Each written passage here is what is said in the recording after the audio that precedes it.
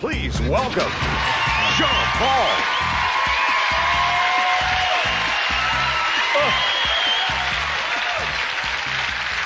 What's going on, people?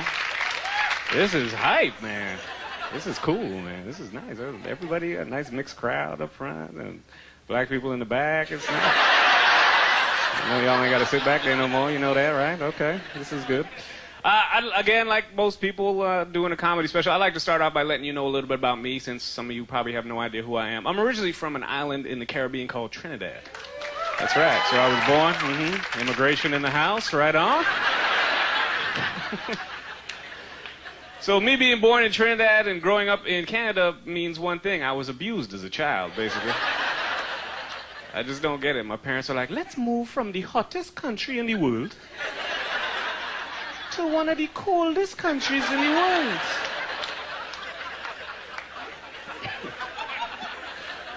I like mentioning to people that I am from Trinidad, because sometimes they look at me and they can't tell what I am, right? They'll be like, is he black? Is he Spanish? Is he Indian? Is he the Taliban? What the hell is it? And that's the beautiful thing about my country, man. Trinidad is a beautiful country. If you've never, ever been there, if you go, you'll notice that it's so mixed, like multicultural. It's so mixed. You got like black people, you have Indian people, you have Syrian, you have Chinese, you have white. It's beautiful. And that makes a beautiful statement about my country. You know what that says? We'll fuck anybody.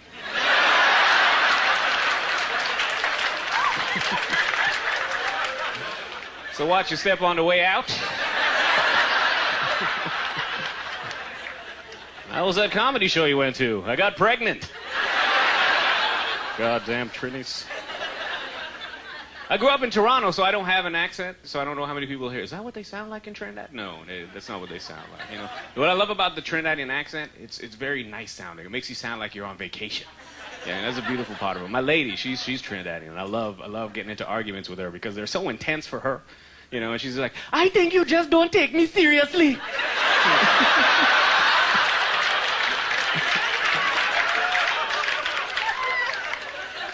All that ever does is make me feel like drinking rum and doing the limbo. That's it. I love you, girl. Yeah. I wish my parents could be here, but they moved back to Trinidad, you know, recently. Well, actually, they were deported, but I mean,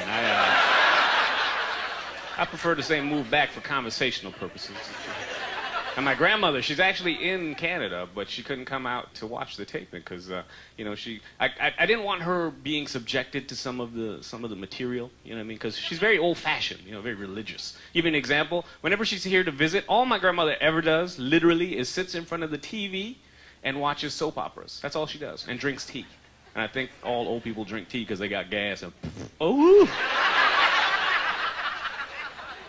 So she's sitting in front of the TV, and she asked me to make her some tea, and I'm in the kitchen, and I open the fridge, and I realize we're all out of cream, right? So I had to let my grandmother know. I'm like, Grandma, we're all out of cream. All we got is Homo milk. She freaked out. Oh, my Lord, these people have their own milk now, too.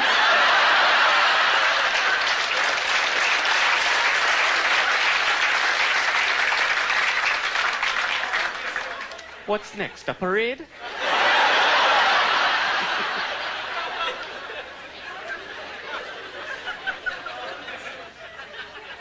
I really do wish I had an accent. I don't, but, you know, this is how I talk, you know.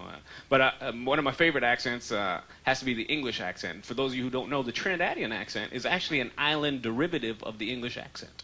But I love the English accent. It makes everything sound polite. It's beautiful, you know what I mean? Yeah, cheerio, chop chop, how are you? Chop chop. But you know the only time I don't like the English accent? Because I'm a huge sports fan. Like, I love the game of soccer, but I hate British commentators.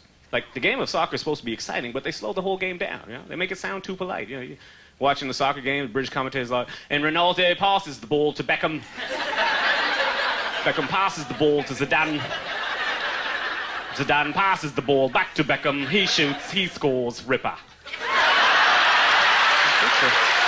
That's it.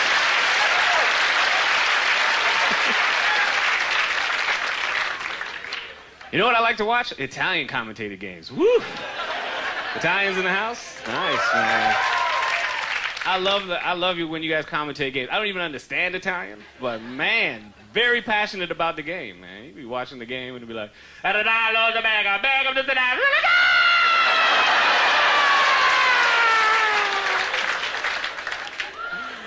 That's just the players walking onto the field.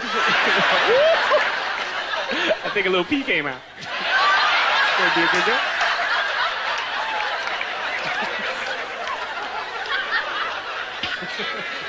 They're like, it's so true. I peed myself many a time. I love my job, man. I love my job. I get to travel a lot, you know. And like I said, I'm a huge fan of the accents, right? And my favorite accent, probably outside of the Trinidadian accent, probably has to be the Zulu accent. Yeah, Zulu. I got to go to Africa, man. I got to go to South Africa. It was beautiful. And for those of you who don't know, the Zulu tribe, that's the tribe that... I don't want you to think that that's what I found sexy. Like, what kind of pervert is this guy? I ain't calling those Zulu hotlines, 1-800-ZULU. You know. No, but when Zulu women try to talk English, it's sexy as hell, man. It's really nice. I was in South Africa, and I met this Zulu lady, and her name was Nantokosa. Sound nice, right? So we were having a conversation, and I happened to, like, look at her ring, like her ring finger, and she didn't have a ring on her hand, but she was beautiful, you know, beautiful bone structure, her booty like, pow.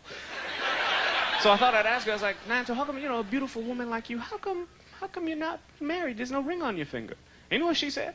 She was like, my fiancé has not got the 5 cows that he has promised to my father.